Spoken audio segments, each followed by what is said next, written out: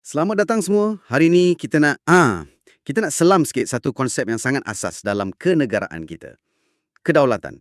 Kita akan fokus pada apa yang dibincangkan dalam Sejarah Tingkatan 5, bab 1, terutamanya subtopik 1.1, konsep kedaulatan. Kenapa kita nak bincang ni? Sebab ia bukan sekadar perkataan dalam buku teks tau. Ia pasal kuasa negara kita, hak kita, identiti kita. Jom kita fahamkan sama-sama. Jadi bila kita sebut kedaulatan ni kan, apa agaknya maksud paling mudah dia? Ia macam kekuasaan tertinggi lah kan? Macam bos dalam sesebuah negara. Negara tu bebas, ada maruah sendiri, boleh tentukan hala tuju sendiri tanpa orang luar kacau. Kalau kita tengok sejarah kita pun, konsep ni dah ada lama dah. Sejak zaman Kesultanan Melayu Melaka lagi. Idea pemerintah berkuasa penuh ni memang dah wujud. Lepas tu bila kita merdeka 1957 dan tubuh Malaysia tahun 1963, status negara berdaulat ni jadi makin kukuh, makin jelas. Betul tu. Dan yang menariknya, kalau kita gali sikit asal perkataan ni dalam bahasa-bahasa lain, semuanya macam bawa maksud yang dekat-dekat je. Contohnya, dalam bahasa Yunani ada perkataan supernus atau superinus. Oh, supren tu ke? Macam hebat gitu. Lebih kurang macam tu lah. Maksudnya agung atau tertinggi. Ia merujuk kepada negara yang bebas, merdeka. Dalam Inggeris pula, kita biasa dengar sovereignty, kan? Ni pun sama. Negara ada kuasa penuh untuk perintah. Bahasa Arab pun ada, daulah. Maksudnya kuasa pemerintahan sesebuah kerajaan.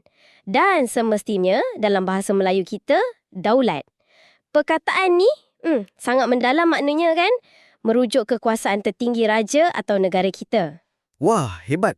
Jadi, kiranya tak kisahlah dari Yunani ke, Arab ke, Melayu ke. Intipatinya memang pasal kuasa paling tinggi dan kebebasan untuk urus negara sendiri. Macam tu kan? Tepat sekali, itu benang merah dia. Tapi, apa yang buat ia lagi menarik ialah cara orang faham kuasa tertinggi ni tak sama tau sepanjang zaman. Tokoh-tokoh pemikir ada pandangan berbeza sikit. Ia bukan konsep yang beku. Ni mesti best ni. Macam mana pandangan diorang berbeza? Boleh cerita sikit? Boleh. Kita ambil contoh, macam Aristotle, ahli falsafah Yunani purba. Dia kata, kedaulatan tu kuasa tertinggi. Tapi, dia tekankan kuasa tu bukan mutlak sampai boleh buat apa saja. Kerajaan tu sendiri kena ikut undang-undang. Ada had dia. Okey, faham. Kuasa tu terikat dengan undang-undang. Betul. Lepas tu, kalau kita lompat jauh sikit ke dunia Islam, ada Ibnu Khaldun. Dia punya pandangan unik sikit. Dia tengok kedaulatan ni dari sudut kekuatan. Dalaman masyarakat tu sendiri. Dia guna istilah asabiyah. Asabiyah? Apa tu? Macam semangat apa? Macam semangat kekitaan, kesatuan sosial yang kuat. Macam semangat pasukan lah senang cerita. Rasa bangga, setia pada kumpulan sendiri. Ibnu Khaldun kata, kalau semangat asabiyah ni kuat, tambah pula dengan pegangan agama, rakyat akan sanggup berkorban untuk negara. Inilah yang bagi kekuatan sebenar pada kerajaan tu. Menarik tu. Jadi kedaulatan bukan hanya datang dari atas, tapi dari semangat rakyat tu sendirilah ya. Habis tu, kalau tokoh kita pula, macam bapa kemerdekaan kita, Tunku Abdul Rahman, apa pandangan beliau? Tunku Abdul Rahman, bila kita capai merdeka, beliau tekankan kedaulatan kita mesti dibina atas asas kebebasan dan keadilan. Paling penting, mesti untuk kebajikan rakyat. Kesejahteraan rakyat tu jadi fokus utama. Jadi, nampak tak? Walaupun zaman lain-lain, fokus lain sikit, ada yang tekankan undang-undang, ada semangat kekitaan, ada hak rakyat, tapi semuanya cuba jawab soalan asas yang sama. Siapa pegang kuasa tertinggi ni dan macam mana kuasa tu patut diguna? Bila kita dah faham ada pelbagai pandangan macam ni, barulah kita nampak logik kenapa ada jenis-jenis kedaulatan yang berbeza pula kan? Mesti ada kaitan ni. Memang ada kaitan. Secara ringkasnya lah kan, kita boleh bahagikan kepada dua jenis utama. Kedaulatan tradisional dengan kedaulatan moden. Kedaulatan tradisional ni, senang cerita, macam zaman Kesultanan Melayu dululah, kuasa penuh, kuasa mutlak, ada pada raja. Raja tu puncak kuasa, dialah lambang kedaulatan. Rakyat pula beri taat setia penuh. Kekuasaan raja itulah yang kita panggil daulat. Oh, macam raja tu memang ketua paling utama lah ya? Mutlak gitu. Lebih kurang macam tu. Tapi kedaulatan moden ni lain sikit. Ia muncul bila idea negara bangsa moden ni mula berkembang. Macam lepas revolusi-revolusi kat Eropah tu. Kedaulatan moden ni, kuasanya lebih dikaitkan dengan rakyat, ada perlembagaan sebagai undang-undang tertinggi, kerajaan kena bertanggungjawab kepada rakyat. Maksudnya kuasa tu datang dari rakyat dan untuk rakyat. Betul. Dan ia juga rapat dengan semangat kebangsaan.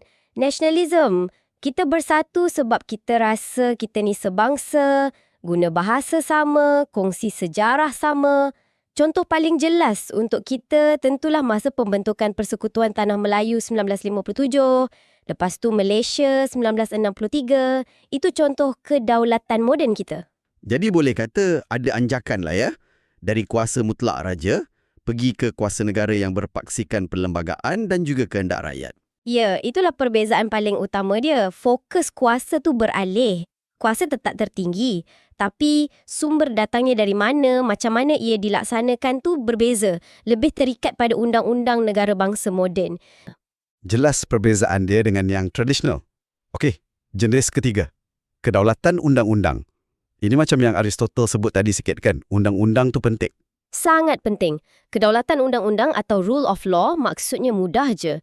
Negara diperintah ikut undang-undang, bukan ikut suka hati pemerintah. Jadi undang-undang tu yang paling atas.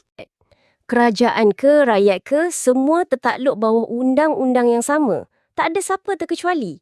Tujuannya, nak jamin keadilan, elak salah kuasa-kuasa, pastikan negara stabil, aman, makmur.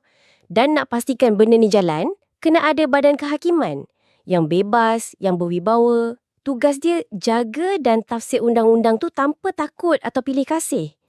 Prinsip ni asas sangat sampai jadi prinsip keempat rukun negara kita. Ya, kedaulatan undang-undang. Prinsip keempat, betul tu? Akhir sekali, jenis keempat, kedaulatan antarabangsa. Ini mesti pasal hubungan luar negara kan? Tepat. Kedaulatan antarabangsa ni pasal pengiktirafan dunia luar, terutamanya melalui PBB, Pertubuhan Bangsa-Bangsa Bersatu. Pengiktirafan macam mana tu? Pengiktirafan yang negara tu memang wujud sebagai entiti merdeka dan berdaulat. Bila dunia iktiraf, maknanya dia terima hak negara tu untuk urus diri sendiri.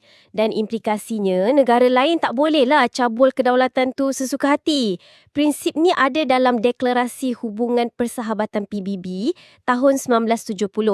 Ia sahkan prinsip persamaan kedaulatan. Maknanya, dari segi undang-undang antarabangsa, semua negara sama taraf.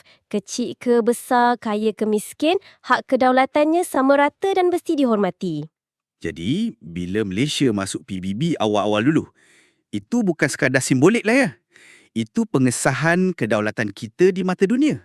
Sudah tentu, keanggotaan PBB tu macam cop rasmi lah. Komuniti antarabangsa akui Malaysia ni negara bebas, merdeka, berdaulat. Ia bagi kita platform, suara di peringkat dunia. Sahkan hak kita sebagai negara yang setaraf dengan yang lain. Cukup jelas gambaran asas konsep ni. Terima kasih banyak atas perkongsian dan penjelasan yang mendalam tadi. Semoga perbincangan kita tentang konsep kedaulatan negara ini memberi manfaat kepada anda semua. Jumpa lagi di episod seterusnya.